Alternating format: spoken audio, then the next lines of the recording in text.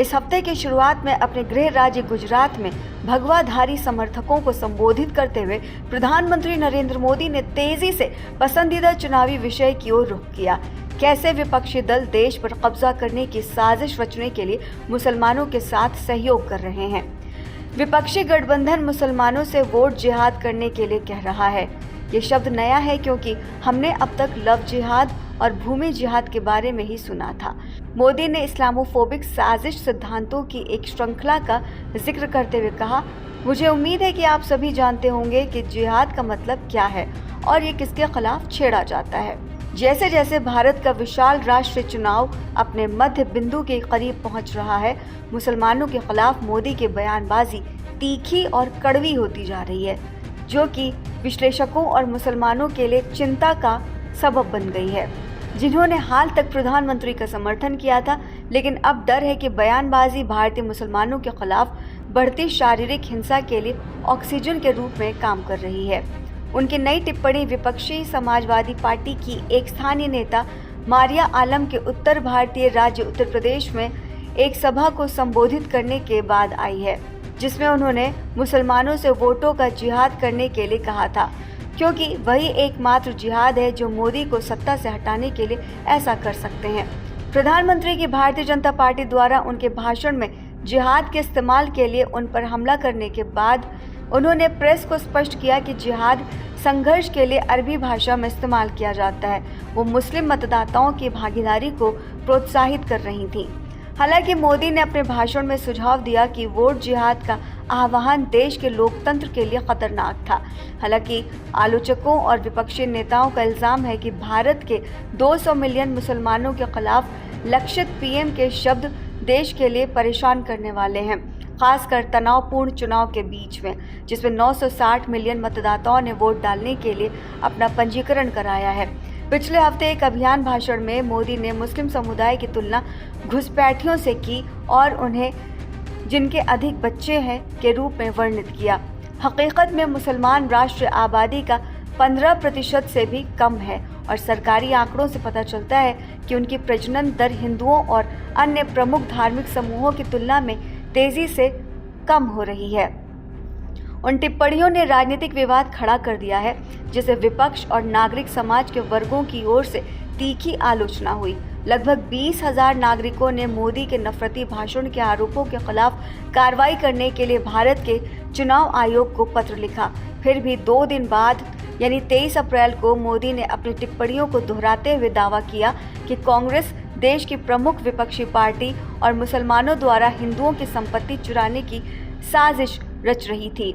मैंने देश के सामने सच्चाई रखी कि कांग्रेस ने साजिश रची है कि आपकी संपत्ति छीनने और इसे अपने खास चहेतों के बीच बांटने की एक साजिश कर रही है। ये बात उन्होंने मुसलमानों के संदर्भ में कही थी। वहीं 30 अप्रैल को भाजपा ने इंस्टाग्राम पर एक एनिमेटेड अभियान वीडियो जारी किया, जिसमें प्रधानमंत्री के राष्ट्र को बचाने के लिए आने से पहले मिडीवियल भारत पर हमला करने और उसकी संपत्ति लूटने वाले हिंसक और लालची मुसलमान पुरुष हमलावरों का रूढ़िवादी चित्रण दिखाया गया था। वीडियो ने एक बार फिर प्रधानमंत्री के इस दावे को खारिज कर दिया कि अगर कांग्रेस चुनी गई तो वो हिंदू धन और संपत्ति को मुसलमानों के बीच बांट देगी। जबकि पूर्व प्रधानमंत्री मनमोहन सिंह ने 18 साल पहले कहा था कि मुसलमानों सहित वंचित भारतीय समुदायों को राष्ट्रीय संसाधनों तक सबसे पहले पहुंच मिलनी चाहिए। कांग्रेस के अभियान घोषणा पत्र में किसी एक समुदाय से धन छीनकर उसे देने का कोई संदर्भ नहीं है। हाल के दिनों में मोदी ने जिन अन्य षड्यंत्र सिद्धांतों का सार्वजनिक रूप से उल्लेख किया है, उनमें लव जिहाद की धारणाएं शामिल हैं कि मुस्लिम पुरुष अन्य धर्मों की महिलाओं को इस्लाम में परिवर्तित करने के लिए उनसे शादी कर रहे हैं, और भूमि जिहाद जिसे हासिल करने के लिए मुस्लिम ज़मीनें इकट्ठी कर रहे हैं जिससे कि भारत के भूभाग पर नियंत्रण पा सकें। इसमें से कोई भी मोदी के जीवनी लेखक नीलांजन मुखोपाध्याय के लिए आश्चर्य की बात नहीं है, जिन्होंने कहा था कि दशकों से धार्मिक ध्रुवीकरण मोदी का दूसरा स्वभाव रहा है। उन्होंने एक प्राइवेट चैनल को कहा कि भाजपा और मोदी ने भारतीय लोकतंत्र को बुरी तरह से कुचल दिया है। आज भारत में मुसलमान होने के लिए शायद ये सबसे बुरा समय है, जो अब हर समय महसूस करते हैं कि वो अपनी पहचान के कैदी हैं। वहीं इंस्टाग्राम ने 30 अप्रैल के वीडियो को कई उपयोगकर्ताओं द्वारा अभद्र भाषा के रूप में रिपोर्ट किए जाने के बाद हटा दिया। भारत के चुनाव आयोग ने अभी तक मोदी के खिलाफ शिकायतों पर कार्रवाई नहीं की है, जिसकी वजह से विपक्षी नेताओं ने आलोचना की है। कांग्रेस विधायक प्रमोद तिवारी ने कहा, मोदी ने पीएम पद की गरिमा को अपमानित किया है।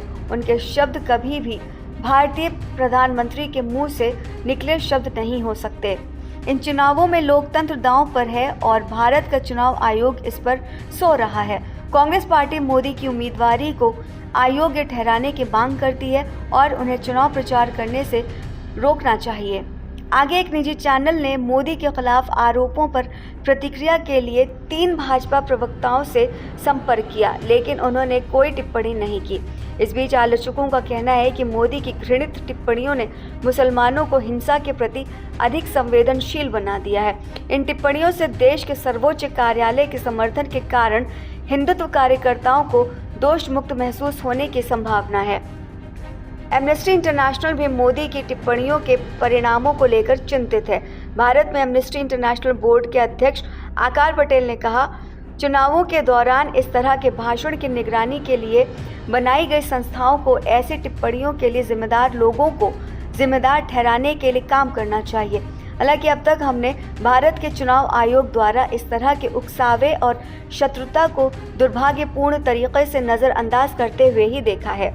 एक राजनीतिक टिप्पणीकार ने कहा कि मुस्लिम विरोधी आशंकाओं पर मोदी का ध्यान राष्ट्रीय चुनाव के पहले 2 चरणों में सामान्य से कम मतदान की प्रतिक्रिया हो सकती है। फिर भी रिकॉर्ड उच्च बेरोजगारी, बढ़ती आय और धन असमानता और लोकतांत्रिक सूचकांकों पर पिछड़ने के बावजूद सर्वेक्षणों में मोदी को तीसरी बार सत्ता में लौटने के लिए पसंदीदा पीएम माना गया है। अगर 2014 का जनादेश तथा कथित विकास के लिए था, राष्ट्रवाद के लिए अब 2024 में मोदी अधिक आश्वस्त महसूस करेंगे कि उन्होंने ध्रुवीकरण के लिए वोट जीते। मुस्लिम विरोधी नफरत अब भाजपा के अभियान का हिस्सा है।